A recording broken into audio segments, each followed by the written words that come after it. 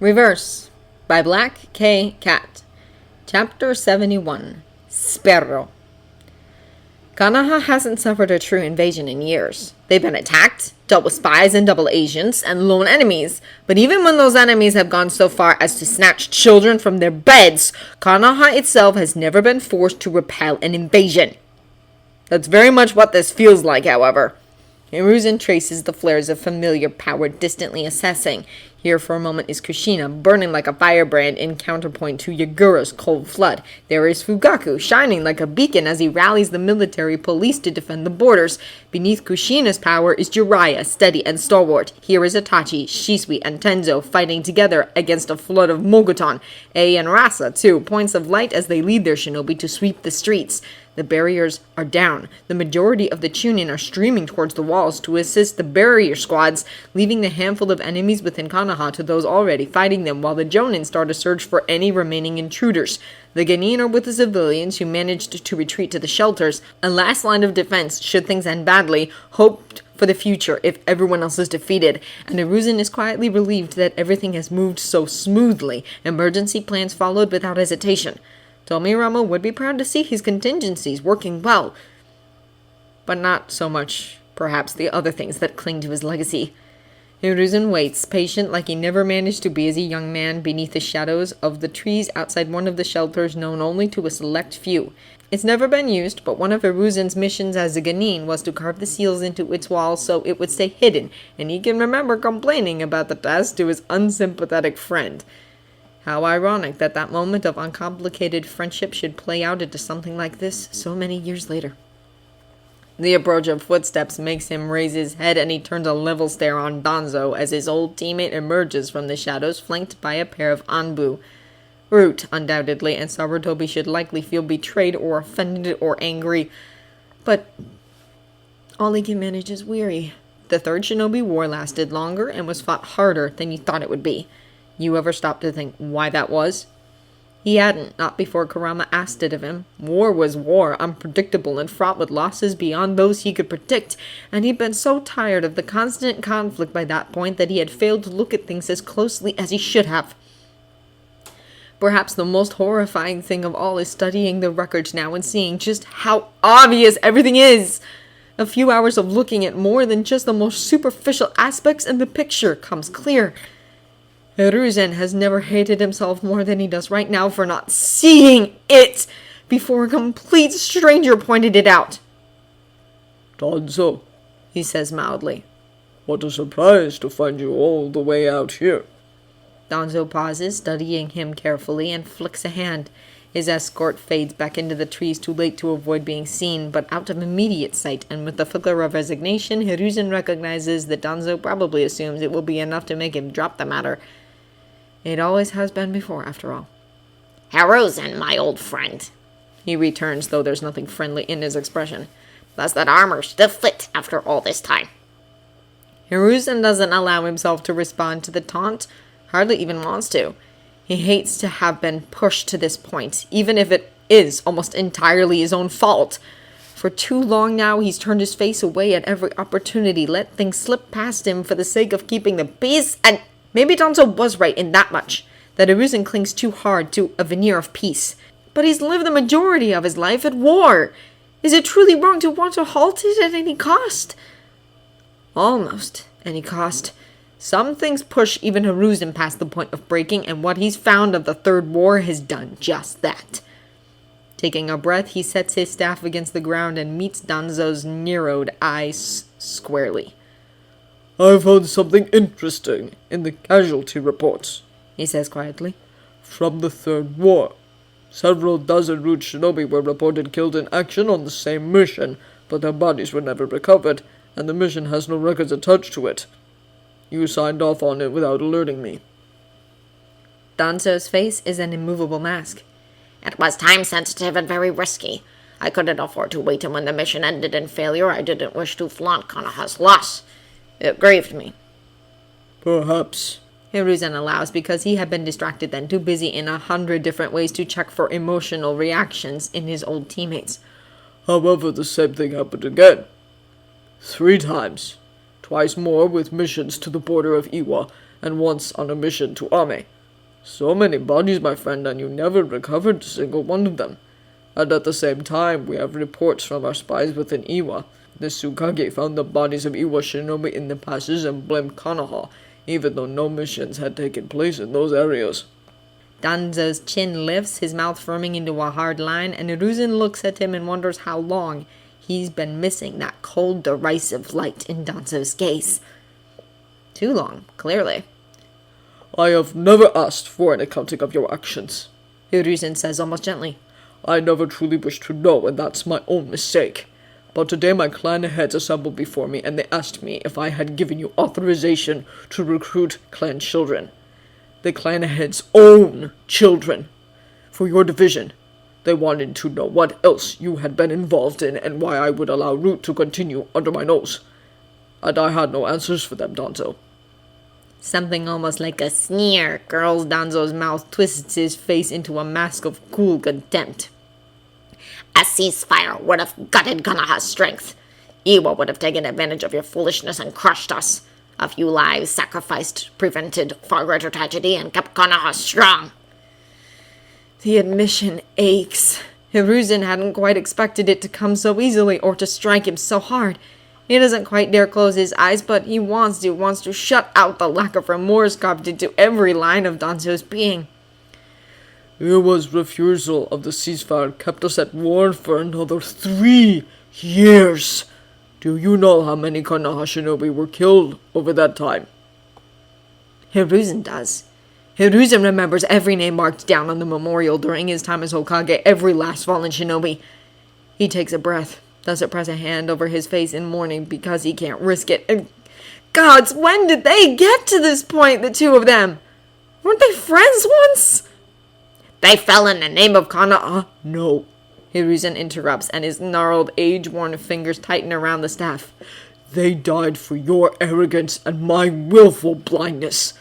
I should have realized when you were willing to sacrifice all of those children for a chance at one with Mokuton, or when you tried to have Kakashi kill me because you thought me too soft. But that ends now. Danzo makes a sound of cool amusement. And what will you do, old friend? Lock me away for the rest of my days? You have no Proof I am Hokage, Hiruzen retorts. As you so frequently remind me, it's time I acted like it. I don't need proof to deal with you, Danzo. Just a spine. Danzo's eye narrows sharply, and Hiruzen brings Enma's staff form sweeping up to level at his ultimate. You should be grateful Tobirama-sensei died before you fell to these levels, he says quietly. He would have hated you more than anything for twisting his dreams this way. That jab out of all of them is the one that strikes true. Anger flashes across Danzo's face, and one hand comes up, flicking through a hand sign for a futon jutsu that's devastating in its power. But no matter how good Danzo is, Hiruzen is better. He always has been. When the first buffeting blast of Black Edge chakra hits them, Son Goku goes grimly silent inside Roshi's head, and he's absolutely certain that's a very bad sign! Beside him, braced against the malevolent wave, the Tokujo who accompanied them here raises an arm to shield his eyes, scarred face pale. That's the Kyuubi's chakra, he says tightly. It's even stronger than I remember. Even with all the resentment in the village, it's easy to forget that here the Kyuubi is less the specter of a possible threat, the way the Biju are in other villages, and much more an immediate and traumatic memory. Roshi sees Han grimace, and it takes effort not to mimic the expression. We have to keep him in, Roshi says without looking away from the open hole in the earth that the chakra is radiating from. When Han shoots him a sharp look, he twists to glare right back. Konoha can handle a half-power invasion by an unstaffed Akatsuki. They can't handle the Kyuubi flattening their village again. He offers up a wry grin. 9 tails and 4 brains between us, how could this be? Perched on his shoulder, Short Claws scrabbling at the fabric of a shirt as she tries to find a better position, Fuji makes a rough rumbling sound, her ears flattening, bang against her head. Kyuubi-sama, she says, full of trepidation. He's really angry. That's exactly what Roshi wants to hear.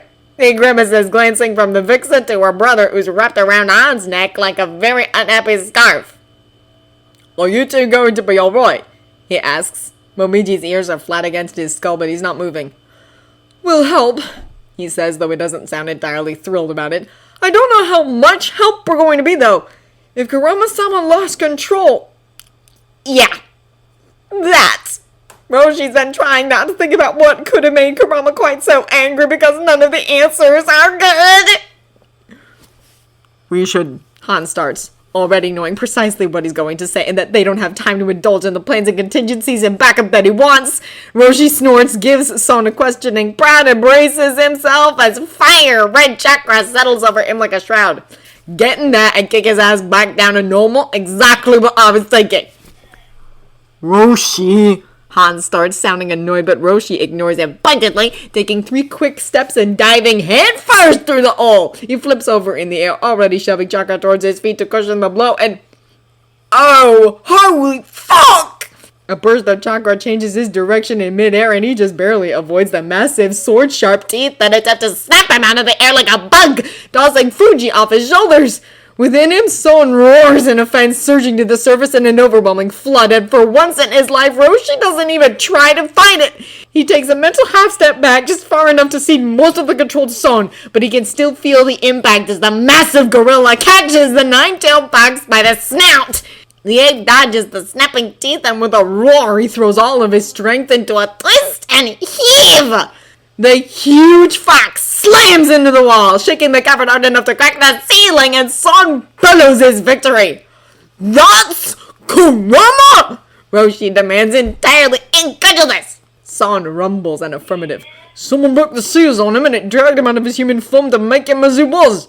Roshi had known, honestly, that Kurama was somehow the Kyuubi no Kitsune in human form. No details as to how, maybe, but it was hard to miss when he spoke with such familiarity to the Biju and called them his siblings. Someone had said something about the Kyuubi's chakra being split into its yin and yang halves, and so Roshi had assumed that was the cause, but to see it like this... Will we be able to get him back to normal? Despite the handful of weeks since they met in Ame, Roshi can't even imagine a world without the other man at this point, and he sure doesn't want to be the one to break the news to the brats if they can't! Normal! Son scoffs even as he watches Kurama stagger back to his feet, shaking his head. He braces himself for the next lunge, chakra curling around him in a deep crimson wave. This is normal, fool! Kurama has spent the last 1,000 years like this! That's definitely not the good news Roshi was hoping for! Out of the corner of his eye, he catches sight of Han dropping down face grim where it's visible between his armor and his hat. Momiji immediately leaps free, landing and growing to the size of a horse, and the Tokujo follows. He makes a sound that's equal parts concern and fear and cries, Genmon! Hey, Rai! The Yamu mask is tilted up, pushed away from his face, and he's pale but standing, halfway hidden behind Kakashi's more readily upright form. The Kappinen has another man braced against him, another Tokujo, this one with dark hair and shattered sunglasses dangling from one ear. The man doesn't seem to have noticed, though. All his attention is on the barrier he's holding, and though he's pale and the barrier is more fractures than whole, he isn't wavering. This time, it's Son's turn to give Roshi a mental jab, and it pulls his attention away from the other shinobi to watch Kurama shake himself and turn. His eyes narrow at them, full of an anger that's far more malicious than Roshi has ever seen in Kurama before, and instead of the familiar crimson, there's a pinwheel of black and red. Fuck, Roshi repeats, a sinking feeling in his stomach. The aftermath of Yagura being controlled was bad enough, but at least he was in Jinchuriki, and the Uchiha had to suppress Isobu and Yagura at the same time, splitting his power. Kurama with no Jinchuriki, and the power of the Kimi right beneath his skin! This is bad. Son growls, low and furious. He plants his fists against the floor, bracing himself in front of Kurama, and tells Roshi, at the very least, we know the Sharingan spell can't be broken. Roshi forces himself to take a breath. That's true, it'll be like breaking a Jinjutsu, only the one under the influence is a 20-story tall chakra construct with a taste for rage and hatred. Well, it's a good thing Roshi has never backed down from a fight. As long as he's been a Jinchuriki, he's kept careful watch on the borders between Son and himself, minding his power, never letting things bleed through. Now, with a grim certainty that they'll need every last ounce of strength that's between them, he lets those walls drop. One more fight to get there, eh, Son Goku? He asks slightly and feels the flicker of the ape's surprise, the warm wash of his amusement. Son Goku chuckles, chakra redoubling as it cracks the earth around them. One more fight to win, Roshi! He corrects and throws himself forward to meet Kurama's charge head-on. That idiot. Han says, weary with familiarity, and glances at the four Konoha shinobi behind them. Kakashi meets his eyes, sees the resignation there, and nods. Go, he says. I don't think anyone else will have much luck facing him. Surprise chases across Han's face, quickly followed by quiet thankfulness, and he smiles, turning to face the fight as the Yonbi body slams Kurama and practically knocks him off his feet. He nods as if to himself and says politely, Kokuo, I believe that's our cue. White gold chakra sweeps up around them like a warm wind whipping past from across the water, and it shimmers, condenses. Like with Kurama and Roshi, the cloud obscures Han's form, solidifying and growing, and with a low, thrumming croon, the Gobi plants four golden hooves on the stone and shakes itself like it's waking from a long sleep. The massive horned head dips four gold-tipped horns, catching the light, and with a burst of speed that even Kakashi's Sharingan can't follow, it leaps forward, slamming into Kurama and knocking him back before he can savage the Yonbi with his teeth. Kakashi tries not to think that it's Kurama they're fighting, tries not to picture the curl of his smile and the warmth of his skin as the nine-tailed fox snarls and snaps at his new enemy. Before he can manage to catch Kokuo, though, the Yonbi drags him back, and in the same moment, Kokuo darts in for another ramming blow as they harry him away from the more human targets. Behind Kakashi, braced against the wall, Genma coughs, makes a face, and says, Kill the Sharingan user, and we break the control, right? Kakashi doesn't let himself wince, but it's a near thing. Obito, he thinks, and it's not his friend. Not anymore, not in any way that counts. But the history is enough to drown in regardless. He got away, he says, and drags his Hitayate down over his eye to preserve what chakra he can. His Sharingan isn't going to be much help against a Biju. His eye lets him teleport, so there's no telling where he went. Kurama was yelling something at him, but I was too distracted to hear it. Aoba's barrier finally shatters all the way, and he slumps heavily into Kakashi's whole bale and sweating. I don't think that's our biggest concern right now, he points out, stumbling slightly as Kakashi helps him back towards the wall. A fight between three Biju isn't something any of them can afford to get caught in the middle of, and Kokuo and the Yonbi don't seem like they have all that much attention to spare for bystanders. We have to keep this from spilling over to Konoha, Genma says, and he gives Raido a grateful smile as the big man offers him a shoulder to lean on. Catching Raido's arm, he gets his feet under him and staggers upright, and despite the faint wobble in his step, his eyes are sharp as he assesses the three of them. Aoba, do you think you can manage to start a four flames formation? Surprise is quickly followed by calculation, and then Aoba nods, short and sharp. We'll need to beat equal points around him, he says, and pulls away from Kakashi to stand on his own. Snake seal, one clap, and leave the rest to me. Genma chuckles, even though the humor doesn't quite make it to his eyes. All those times Ibiki gave you punishment assignments on the barrier squads are finally coming in handy. Aoba flips him off. Just as planned, asshole. Now you're playing the helpless Danzo? Your ball's cool, I promise. Kakashi cuts in, dust dry. Move out! They don't waste time on more words, but leap apart, spreading out around the fight. Kokuo and the Yonbi seem to have the same thoughts about keeping Kurama close, because every time he snarls and goes to leap away, one of them is always there to intercept or distract. Kakashi remembers Kurama saying that the Kyuubi is the strongest of the tailed beasts, but thankfully there hasn't been an opportunity to prove that yet. Between the close quarters and the uneven odds of the fight, Kurama hasn't had a chance to simply level everything around him. Something about that thought niggles, itches uncomfortably, and Kakashi frowns even as he shapes the snake seal and brings his hands together sharply. There's no time to dwell, though. Purple flames spark, then erupt, leaping from Kakashi to Genma, Genma to Raido, and Raido to Aoba before they curl back around to close the seal.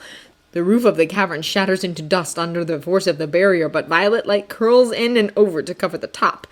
Kakashi can see Aoba stagger, then braced himself again, doubling down on the seals that ring his feet. An instant later, Kurama crashes sideways into the barrier thrown by Kokuo, and though the force shudders across the wall, the seals hold. Thank you! The Yonbi rumbles, stalking past where Kakashi is standing, his attention fixed on how Kurama is pulling himself up again. This will not be a short fight, though, I warn you! I hadn't expected it to be. Kakashi answers, and it's everything he could do to keep his tone even, to look at the massive flax demon shaking off the impact of Kokowo's speed and not imagine a much smaller human form taking the same hits. That's Kurama, the man you were kissing less than 4 hours ago!